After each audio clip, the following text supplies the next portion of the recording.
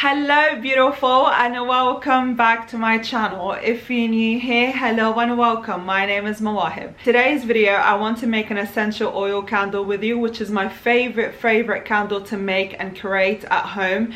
I love how organic the candle is. I love how you can create and get creative with essential oils by mixing your favorite fragrances, floral, woody, earthy. I don't want to talk too much. Let's head over to my candle station, which is literally my dinner table, but it's my favorite part of the living room and where I make my candles.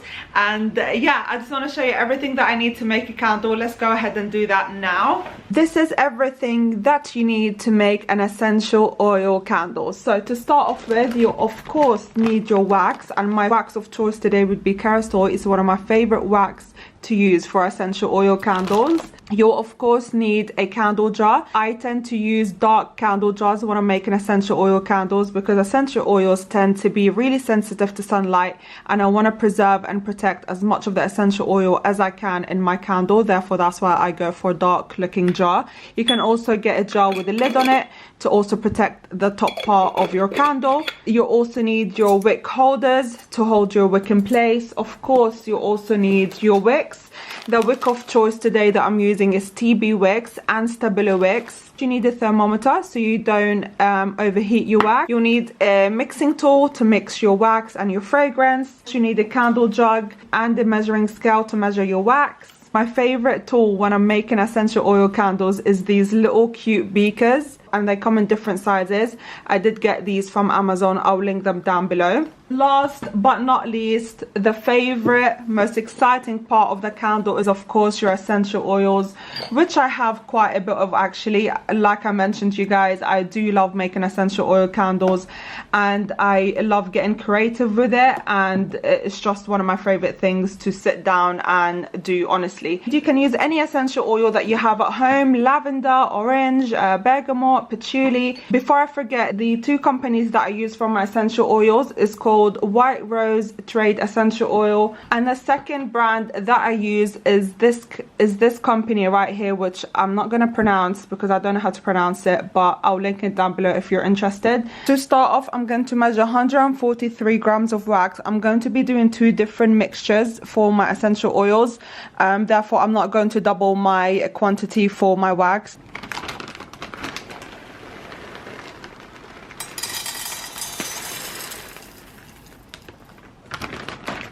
143 grams, and we'll put that to the side for now. And with essential oils, you guys, when I'm measuring essential oils, you guys, I don't measure in grams, I measure in milliliters. And the reason why is because if you have essential oils which tend to be 100% essential oils that come in drop form, then it will take you probably a very long time to get 7 grams of essential oils. Therefore, you measure in milliliters instead, which is what I'm doing today. So instead of 7 grams of fragrance oil, I'm going to be measuring 7 milliliters of fragrance oil. I hope I'm making sense. If I'm not making sense, please comment down below and I'll clarify anything that you guys are confused about. For my fragrance of choice today, I am going to go for a mix of cedarwood and rose geranium. If you've ever smelled rose geranium essential oils, it smells very strong, and I don't want it to overpower the cedarwood. I'm going to measure 2 milliliters worth of rose geranium and then 5 milliliters worth of cedarwood, and I'll just start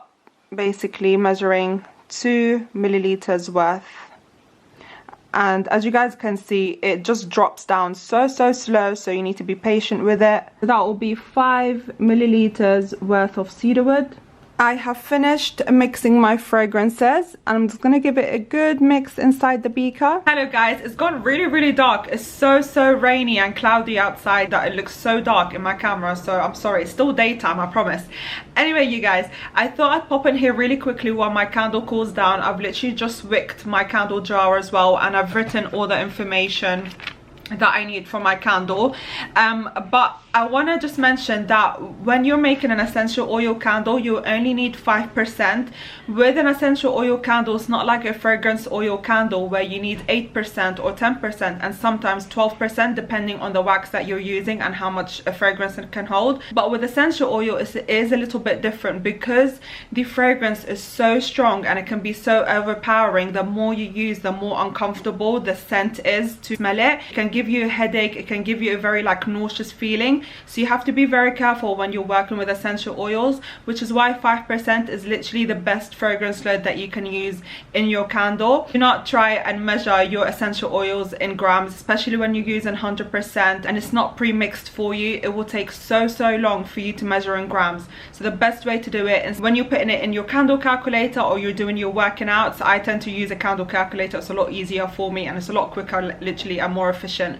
When you're making your measurements, literally just swap the 7 grams to 7 milliliters and it will work just fine.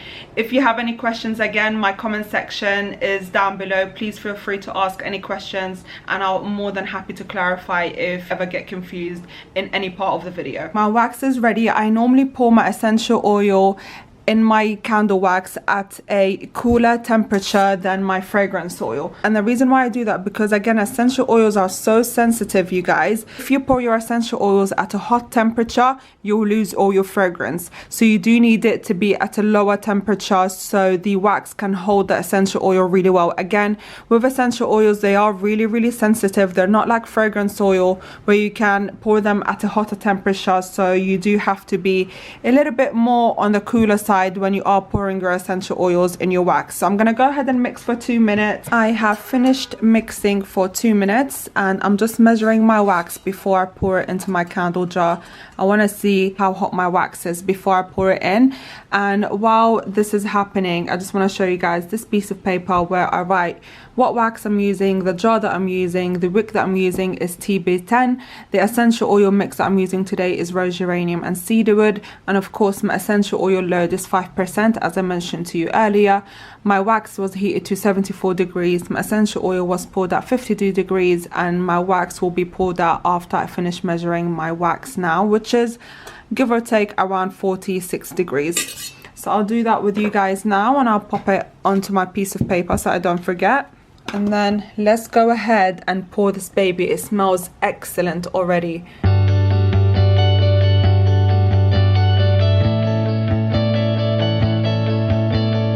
I cannot wait to burn it and to test it. By the way, I will be testing these with you guys, not in today's video, in another video. I have cleaned all my equipment and I'm going to start measuring my second candle, and it's going to be the same measurement, so 143 grams of wax and 7 milliliters worth of fragrance. I'm going to be doing a different mixture of fragrance as well. My double boiler is already hot enough, so I'm gonna pop that onto my double boiler. So patchouli is my base, a clary sage is a medium note, and geranium rose is also a medium note. And this is how I write it down. It's easier for me to, I'm a visual person, you guys, so it's easier for me to write it down. This will be my measurements, and I'm gonna go ahead and start doing now. So I need 4 milliliters of that, and I hope I have enough. Do I have enough? Yes, I should have enough for 4 milliliters. All right. I've finished my measurements and now I'm just going to give my fragrances a good mix. I feel like a science test when I work with essential oils. My wax is ready. I'm at 52 degrees. I'm going to remove my thermometer, place my essential oil in my wax, set my timer up for 2 minutes and give it a good mix.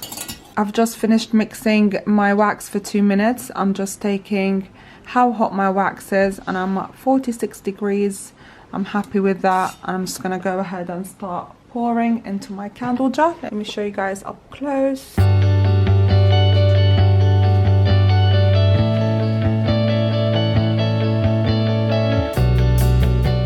Good morning everyone. It's the next day now and my candles have completely cured. I'm just gonna get rid of my candle holders, trim my wicks. What am I talking about?